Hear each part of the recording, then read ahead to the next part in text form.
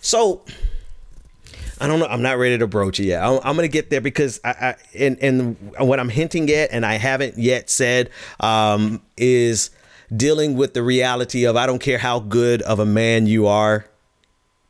I don't care, because I'm a good dude. Guys, I am a good dude. I'm faithful to my wife.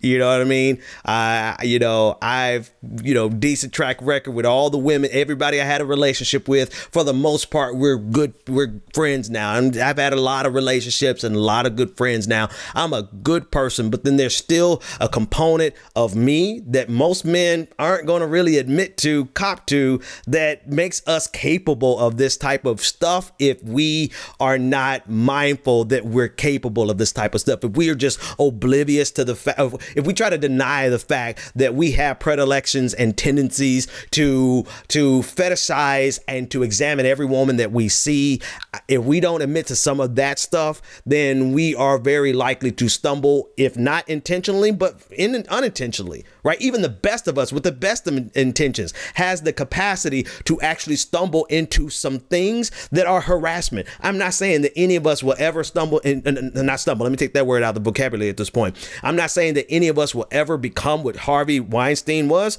but hell, you don't know what most of us don't know who we are until we get power, until we get money. That's when you really find out who you are. Thankfully, I've been in some positions of authority in my life, and it doesn't really trip me out when I have people working for me, right? And or when I have quote unquote fans. I'm not even talking about this. I'm not talking about what we do now. I'm talking about in one of my past lives, right? When you have large audiences that you're in front of, and you have the ability to take advantage of your position of authority. You don't even have to have money. You can have a position of authority, and you see people take advantage of that. And I've seen people. I've seen people take advantage of it. And the question is, where does it become sexual harassment? Where does it become sexual assault? You know, if the woman is fine with it, cool with this is what she wants, she's a willing participant, that's one thing, but the paradigm is still there. And I think what happens is a person with power and authority, they got what they wanted from one woman.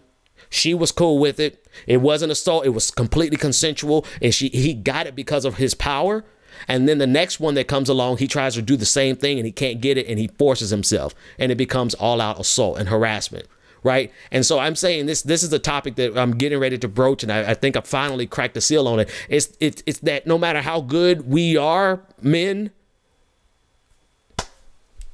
because I'm like, I would tell you, I'm probably one of the best dudes that you could put, that you could trust. Right. But even in the deepest, darkest recesses of my mind, I'm just like every other dude. You see a fine woman and you want to say something to the fine woman. And the question is, when are we going to address that component of this? That that's the entryway. I mean, let's just be real. That's where it starts. It doesn't start by you being a gross, disgusting human being and then you are just a monster and a predator. No, it starts with the fact that you pretty much checking out just about every woman that walks past you. I've always said I would keep it real with you guys. So I'm not saying that to brag and say that I'm actually saying that to say even the best of us are fully capable of doing some shitty stuff. And if we don't address it from that initial jump off point, man, that initial jump off point. And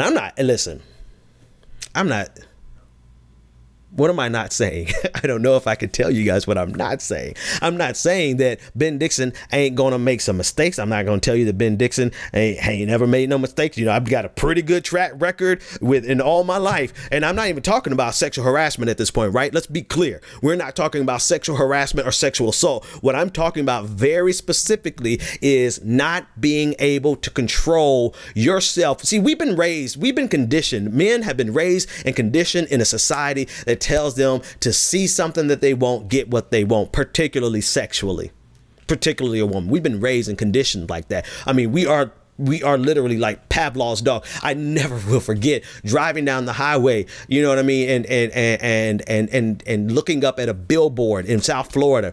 And you know, me, I have been, you know, doing my own personal thing, my own personal journey. I'm trying to focus on X and I don't want Y. I'm focusing on one thing. I'm driving down the highway, minding my business, and I look up at this billboard and they were advertising a goddamn car. And when I tell you, they had like the sexiest woman in a blue dress, and she was getting out of the car, and it was almost like a goddamn star, a flash of light just flashed between her legs, between her legs, just whoo, like a glow of light. And I'm like, God damn, you know what I mean? So here I am trying to do the very best thing that I can do. And I'm driving through a city, I'm driving through a system that is designed to target me, particularly me as a man, exactly at the point where they can break me and get me to react with my sexual desires. I mean, and when I say I was in the zone, I'm focused on my job. I'm focused on my work. I'm focused on what I'm doing. I ain't got time to be chasing women because you know what I mean? Because it costs money and I don't want drama. I don't want I'm trying to do me. I'm trying to be good. I'm trying to be a good man. I'm driving, minding my business, going home from work. And lo and behold, they put the goddess, I mean, they put her up on the billboard and and it was a wrap. I was like, yeah, I'm gonna have to holler at old girl over here because blah, blah, blah. Perfectly in tune. Now, if I had money, I probably would have gone and bought the Cadillac, but I ain't had no goddamn money. So what did I do? I just acted on my sexual predilections. I'm sorry for all the gestures and the gesticulations, but I mean, it's like I'm using it to get out of my comfort zone and actually tell you about how even the best of us can become the shitty of us. And that's the part of the story of sexual harassment we never really get into. I even had it like I try to tell friends like back in the day. Shit, I'm lying. I try to tell friends now. Listen, I am married. I have kids. Nobody's more important to me than my kids and my wife. My relationship with my wife is very important. I've done a good job of being a faithful husband all this time. But don't think too highly of me because I am capable of being less than what you think, right? Just straight up and down.